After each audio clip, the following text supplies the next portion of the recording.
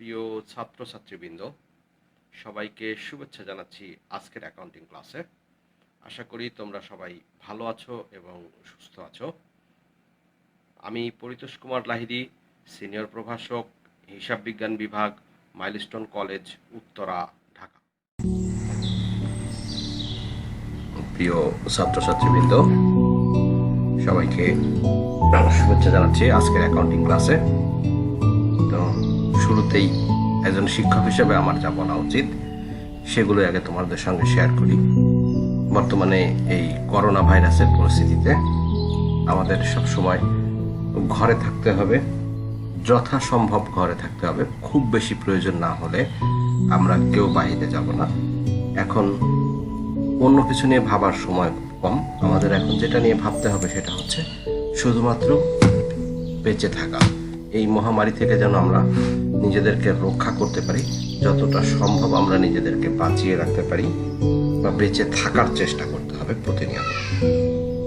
প্রতিনিয়ত। এটাই আমাদের মূল লক্ষ্য হওয়া উচিত। এবং তোমাদের প্রতিও আমার অনুরোধ, বলো উপদেশ বলো বা নির্দেশ বলো, যেটাই বলো, সেটা হচ্ছে তুমি তোমার খুব বেশি প্রয়োজন না পড়লে ঘরের বাহিরে যাবে না বা ঘরের বাহিরে যাওয়ার চেষ্টা করবে না এবং যতটা সম্ভব তুমি বাসায় থাকো এবং তোমার পড়াশোনার প্রতি মনোযোগ দাও। তো শুরুতেই আমি আমার পরিচয়টা দিয়ে রাখি।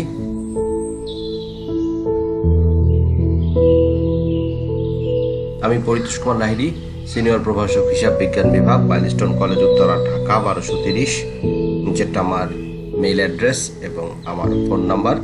এটা মোটামুটি আমি প্রায় সকল ক্লাসেই বলেছি, তোমরা এটা জানো। প্রয়োজনীয় তোমাদের ক্লাস ওয়ার্ক এবং হোমওয়ার্কগুলো সাবমিট করার জন্য শুধুমাত্র এই নম্বরগুলোতে যোগাযোগ করলেই চলবে। তো আমরা বেশি সময় নেব না। আমি চেষ্টা করবো একটু কম সময়ের মধ্যে তোমাদের ক্লাসটা শেষ করার। তো আমরা চলে যাই। আজকের ক্লাস হচ্ছে অধ্যায় 10, আর্থিক বিবরণী বা ফিনান্সিয়াল স্টেটমেন্ট। আমরা গত দিন কিছু আলোচনা শেষ করেছিলাম। তো আজকেও আমরা বিশদ আয় বিবরণীর আংশিক, মানে গতদিন আমরা যে পর্যন্ত শেষ করেছিলাম তারপর থেকে শুরু করব, সেটা নিয়ে আমরা আলোচনা করব। তো বিশদ আয় বিবরণীর আমরা জানি যে আসলে 3টা লাভ পাওয়া যায়। একটা মোট মুনাফা বা মোট লাভ বা মোট ক্ষতি, যেটাই বলি না কেন। তারপরে পরিচালন মুনাফা, পরিচালন লাভ বা পরিচালন ক্ষতি। ঠিক সেম একইভাবে নিট মুনাফা বা নিট ক্ষতি, তুমি যেটাই বলো। তো আমরা গতদিন মোট মুনাফা পর্যন্ত শিখেছিলাম, কি করে মোট মুনাফা নির্ণয় করতে হয় সেটাও জানি। তো আজকে আমরা প্রথমে শিখব পরিচালন মুনাফা। আসলে পরিচালন মুনাফা কি করে নির্ণয় করতে হয়। তো পরিচালন মুনাফা বলতে আমরা যেটা বুঝি সেটা হচ্ছে মোট মুনাফা মাইনাস পরিচালন ব্যয়। অর্থাৎ পরিচালন যে ব্যয়গুলো আছে, অর্থাৎ অপারেটিং কস্ট বলি আমরা এর থেকে ইংরেজিতে, পরিচালন ব্যয়, সেখান থেকে হচ্ছে মোট মুনাফা মাইনাস পরিচালন ব্যয়, তাহলে আমাদের বেরোবে পরিচালন মুনাফা। তো আসো আমরা একটু জেনে নেই পরিচালন ব্যয় কাকে বলে। প্রতিষ্ঠান পরিচালনা সংক্রান্ত খরচগুলোকে পরিচালন ব্যয় বলে। এখন ব্যাপারটা হচ্ছে যে ধরে নাও পরিচালন ব্যয়, তুমি জানো যে আমার যে কম্পিউটারটা চলে, আমি যে কম্পিউটারে তোমাদের জন্য ভিডিওটা করছি, এটাকে বলে উইন্ডোজ অপারেটিং সিস্টেম। খেয়াল করো, অপারেটিং সিস্টেম। আবার তোমার হাতে যে মোবাইলটা দিয়ে তুমি এখন এই ভিডিওটা দেখছো, সেটা হচ্ছে অ্যান্ড্রয়েড অপারেটিং সিস্টেম। তাহলে অপারেটিং সিস্টেম, ঠিক পরিচালন ব্যয়ের ইংরেজি হচ্ছে অপারেটিং কস্ট। তার মানে এটাকে চালানোর জন্য, আমার কম্পিউটারকে চালানোর জন্য, পরিচালনা করার জন্য উইন্ডোজ দরকার, তেমনি তোমার মোবাইলকে পরিচালনা করার জন্য অ্যান্ড্রয়েড অপারেটিং সিস্টেম দরকার। তার মানে পরিচালনা করতে গিয়ে যে খরচগুলো হয় সেগুলোকে আমরা এক কথায় বলি পরিচালন ব্যয়। যেমন কিছু উদাহরণ আমি নিচে দিয়েছি, আরও আছে।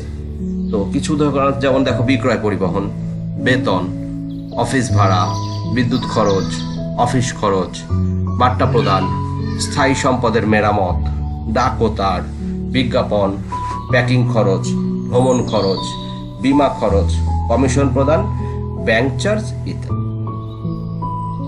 এবার আসো আমরা একটুখানি অন্যদিকে যাব। যেমন আমরা বলি স্থায়ী সম্পদের অবচয়।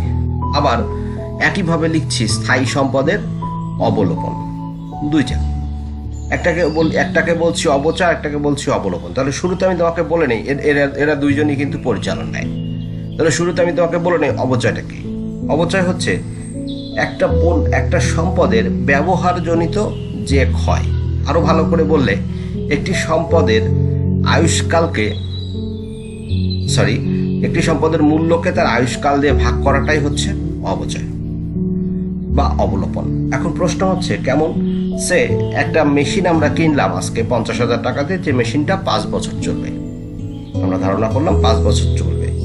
তাহলে প্রতি বছর এই মেশিনটার খরচ কত? 10,000 টাকা। যেহেতু 50,000 ভাগ 5, 10,000 টাকা। এটাকে আমরা প্রতি বছর আমাদের খরচ হিসাবে দেখাই বা পরিচালন খরচ হিসাবে দেখাই, সেই জন্য এটাকে বলে অবচয়। এখন প্রশ্ন হচ্ছে স্থায়ী সম্পদের অবচয় আবার স্থায়ী সম্পদের অবলোপন কি? অবচয় এবং অবলোপন প্রায় একই অর্থে ব্যবহৃত হয়, যে পার্থক্যটা আছে সেটা খুব সূক্ষ্ম, খুব ছোট। স্থায়ী সম্পদ বলতে যে সমস্ত সম্পদগুলোকে তুমি ছুঁতে পারবে, স্পর্শনীয় সম্পদ, যেমন মেশিন, আসবাবপত্র, দালান কোঠা, ভূমি, এরকম যে সমস্ত সম্পদগুলোকে তুমি ছুঁতে পারো সেগুলোকে বলা হয় অবচয়। সেগুলোর ক্ষেত্রে যেটা হয় সেটা হচ্ছে অবচয়। আর যে সমস্ত সম্পদকে আমরা ছুঁতে পারি না, আমরা হাত দিয়ে ছুঁতে পারি না, সেগুলোর ক্ষেত্রে আমরা বের করি সেটা হচ্ছে অবলোপন। যেমন সোনা, তুমি চাইলেও ছুঁতে পারবা না, এটা আছে আমরা অনুভব করতে পারি। আবার ধরো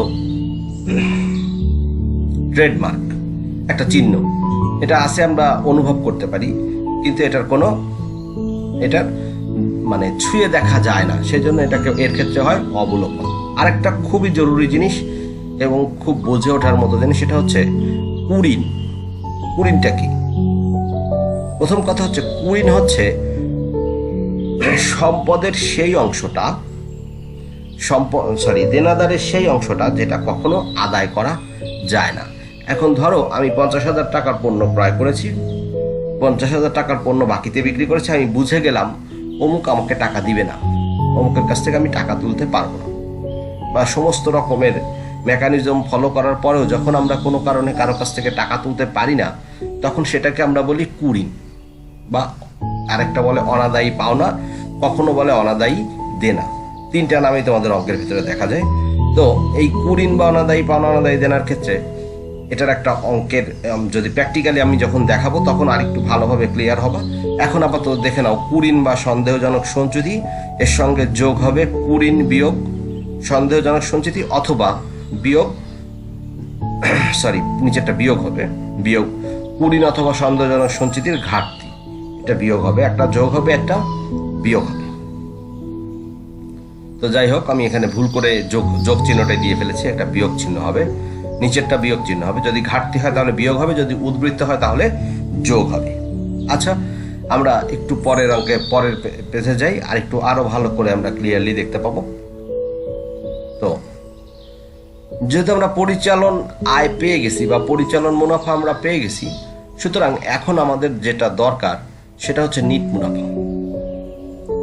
তো পরিচালন মুনাফার সঙ্গে যদি আমরা অন্যান্য আয়, আমি গতদিন এই অন্যান্য আয় নিয়ে কথা বলেছিলাম, আজকে আরেকবার বলবো। অন্যান্য আয় ও অন্যান্য ব্যয়গুলোকে যদি আমরা যোগ করি, পরিচালন মুনাফার সঙ্গে অন্যান্য আয় ও অন্যান্য ব্যয়গুলোকে যদি আমরা যোগ, অন্যান্য আয়কে যোগ এবং অন্যান্য ব্যয়কে যদি আমরা বিয়োগ করি, তাহলে আমরা পাই নিট মুনাফা।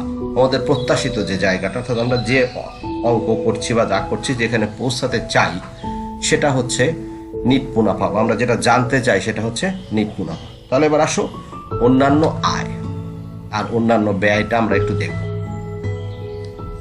তো শুরুতে আসো, আমরা অন্যান্য আয় এবং ব্যয় দুটো একটু পাশাপাশি পড়লে মনে হয় বেশি মনে রাখা সম্ভব। দেখো, স্থায়ী সম্পদ বিক্রয় হতে মুনাফা, এটা হচ্ছে অন্যান্য আয়। আবার স্থায়ী সম্পদ বিক্রয় থেকে ক্ষতি, অন্যান্য ব্যয়। তারপরে প্রাপ্ত বাট্টা, ওখানে প্রদত্ত বাট্টা নাই। প্রাপ্ত কমিশন, প্রাপ্ত লভ্যাংশ, বাড়ি ভাড়া, ওখানে বলছে চুরিজনিত ক্ষতি। এবং এর পরের ধাপে এসেই মূলত যে প্রবলেমটা হয়, এবং বেশিরভাগ ক্ষেত্রে ছেলেরা খুব বেশি ভুল করে, ছেলেমেয়েরা খুব বেশি ভুল করে, যে স্যার এটা কি অন্যান্য আয় না এটা অন্যান্য ব্যয়। তো আপাতত তুমি দেখে নাও, এর পরে আমি বলে দিচ্ছি এটা কোনটা কিভাবে বুঝতে হবে। যেমন বিনিয়োগের সুদ, এটা অন্যান্য আয়। প্রদত্ত ঋণের সুদ অন্যান্য আয়, ব্যাংক জমার সুদ অন্যান্য আয়, আবার উত্তোলনের সুদ অন্যান্য আয়। এরপর আসো ঋণপত্রের সুদ, এটাও অন্যান্য ব্যয়, ঋণের সুদ অন্যান্য ব্যয়, ব্যাংক ঋণের সুদ অন্যান্য ব্যয়, ব্যাংক জমাতিরিক্তের সুদ অন্যান্য ব্যয়, মূলধনের সুদ অন্যান্য ব্যয়। এখন আমি তোমাকে একটা প্রশ্ন যদি জিজ্ঞাসা করি যে এখানে যতগুলো আয় এবং ব্যয় আমি এখানে তোমাকে দেখানো হলো, তুমি কি বলতে পারো যে এগুলোর একটা প্রতিষ্ঠান পরিচালনার সঙ্গে সম্পৃক্ত? একটাও না। প্রতিষ্ঠানের কখনোই উদ্দেশ্য হতে পারে না স্থায়ী সম্পদ বিক্রি করে আয় করব, অথবা প্রতিষ্ঠানের কখনোই উদ্দেশ্য হতে পারে না যে আমি ব্যাংকে টাকা জমা রেখে সেখান থেকে সুদ নেব, অথবা প্রতিষ্ঠানের কখনোই উদ্দেশ্য হতে পারে না যে আমি ব্যাংক জমাতিরিক্ত তুলে সেখানে সুদ দিব। অর্থাৎ এগুলো প্রতিষ্ঠান পরিচালনার সঙ্গে সম্পৃক্ত নয়, কিন্তু এই খরচ বা আয় বা ব্যয়গুলো আমাদের হয়, যে কারণে আমরা এদেরকে বলি অন্যান্য আয় বা অন্যান্য ব্যয়। তবে সবচেয়ে বেশি প্রবলেম হয় এই সুদ দিয়ে। তো এই সুদটা বের করার একটা খুব সহজ পন্থা আছে। তুমি যদি খুব মনোযোগ দিয়ে দেখো তাহলে আশা করি আজকের পরে তোমার সমস্যা থাকার কথা না। যে কোনো সুদ তুমি সুদের দিকে তাকালেই বুঝতে পারবে এ কোথায় যাবে। যেমন রেওয়া মিলের আমরা বলছি যে অন্যান্য আয়ের ভেতরে যাবে রেওয়া মিলের ক্রেডিট সুদ, অর্থাৎ রেওয়া মিলের যে সমস্ত সুদগুলো ক্রেডিট দিকে বসে আছে, আরেকবার খেয়াল করো, সুদগুলো ক্রেডিট দিকে বসে আছে, অর্থাৎ যে কোনো একটা কয়ের সুদ যদি এরকম লেখা থাকে সেটা যদি ক্রেডিট দিকে থাকে তাহলে সেটা অন্যান্য আয়ের ভেতরে যাবে। আরেকবার, যদি কোনো সুদ ক্রেডিট আইটেম হয় তাহলে সে অন্যান্য আয়ে যাবে, যেমন বিনিয়োগের সুদ, প্রদত্ত ঋণের সুদ। আর আরেকটা বলতেছে রেওয়া মিলের ডেবিট দফার সুদ। এখন প্রশ্ন হচ্ছে স্যার ডেবিট দফা কি? এখন যদি কিছু কিছু ক্ষেত্রে তোমার সুদ লুকানো থাকে তখন তোমাকে বের করে নিতে হয়। যেমন ব্যাংক জমা কি ডেবিট না ক্রেডিট? ব্যাংক জমা অবশ্যই ডেবিট, তাহলে ব্যাংক জমার সুদ এটা হবে অন্যান্য আয়। উত্তোলনের সুদ, উত্তোলন ডেবিট, উত্তোলনের সুদ হবে অন্যান্য আয়। ঠিক সেম যদি আমরা অন্যান্য ব্যয় যাই তাহলে রেওয়া মিলের ডেবিট দিকে যে সমস্ত সুদ বসবে সমস্ত সুদ হচ্ছে অন্যান্য ব্যয়। এখন যে সুদগুলোর নাম দিয়ে ধরো ক্ষয়ের সুদ এরকম যদি থাকে, গয়ের সুদ এরকমও যদি থাকে, সেক্ষেত্রে তোমাকে বুঝতে হবে গয়ের সুদ বা ক্ষয়ের সুদ এটা ডেবিট দিকে যদি বসে থাকে তাহলে সে অন্যান্য ব্যয়। আবার কিছু আইটেম থাকবে যেটা ক্রেডিট দিকে থাকবে, যেমন ব্যাংক ঋণ সবসময় রেওয়া মিলের ক্রেডিট দিকে বসে, তাহলে ব্যাংক ঋণ যদি রেওয়া মিলের ক্রেডিট দিকে বসে তাহলে ক্রেডিট দিকে ব্যাংক ঋণের সুদ ডেবিট দিকে বসবে, ব্যাংক ঋণের সুদ যাবে অন্যান্য ব্যয়। আবার ব্যাংক জমাতিরিক্ত রেওয়া মিলের ক্রেডিট দিকে বসে তাহলে ব্যাংক জমার সুদ অন্যান্য ব্যয়। মূলধন ক্রেডিট দিকে বসে তাহলে মূলধনের সুদ অন্যান্য ব্যয়। আশা করি তুমি ক্লিয়ার। যদি এটুকু বুঝতে না পারো তাহলে তুমি আবার শুরু থেকে এই ভিডিওটা একটু পেছন থেকে আরেকবার দেখে নাও, আশা করি ক্লিয়ার হয়ে যাবে। তো এবার আসো আমরা কিভাবে অঙ্কটা করবো। যেমন আগের মতোই সালাম অ্যান্ড সন্স বিশদ আয় বিবরণী 2017 সালের 31 ডিসেম্বর তারিখে সমাপ্ত বছরের জন্য। এবার আসো আমরা বিবরণ 3টা টাকা, আমি গতদিনই বলেছিলাম 3টা টাকার বিশ্লেষণও বলেছি। প্রথমটা ক্যালকুলেশন কলাম, পরেরটা সাব রেজাল্ট, তারপরেরটা রেজাল্ট। এরপর আসো মোট মুনাফা। আমরা আগের অঙ্কে যেটা বের করেছিলাম সেটা আগে এখানে বসায় নিব। মোট মুনাফা বা ক্ষতি যেটাই হোক না কেন সেটা আমরা বসিয়ে নেব। এরপরে আসো পরিচালন ব্যয়। পরিচালন ব্যয় কি কি? যেমন বিক্রয়, পরিবহন, বেতন, অফিস ভাড়া, বিদ্যুৎ খরচ, অফিস খরচ, বার্তা প্রদান, স্থায়ী সম্পদের মেরামত, ডাক ও তার প্যাকিং খরচ এবং অবচয়, অবলোপন। এখন সবগুলো লিখতে গেলে এই পেজ ভরে যাবে, আর লেখার জায়গা থাকবে না। তো মোটামুটি শেষ পর্যন্ত আমি ইত্যাদি দিয়ে শেষ করেছি। এই যে মোট মুনাফা থেকে যদি আমরা পরিচালন মুনাফা বাদ দেই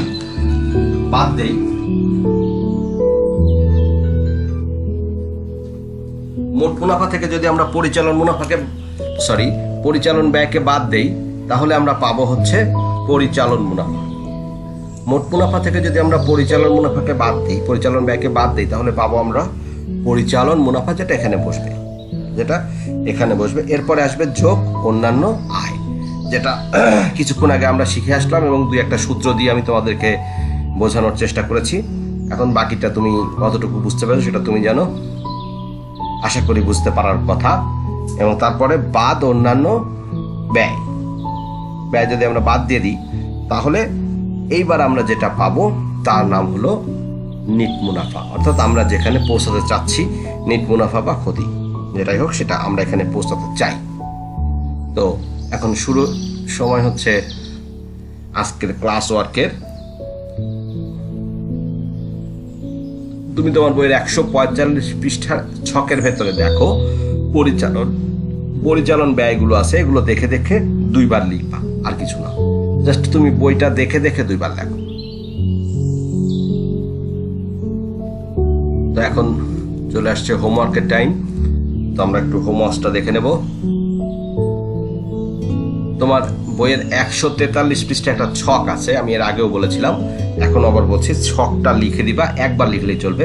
জাস্ট 143 পৃষ্ঠার ছকটা তুমি একবার লিখে আমার হোয়াটসঅ্যাপ নাম্বারে পাঠাবা। তো সময় চলে আসছে তোমাদেরকে থ্যাংক ইউ বলার। আশা করি ক্লাসটা তোমাদের উপকারে লাগবে। যদি সম্ভব হয় একবারের জায়গায় 2 বার বা 2 বারের জায়গায় 3 বার দেখো। আশা করি তোমাদের এই কাজটা উপকারে আসবে। আর আমি আজকে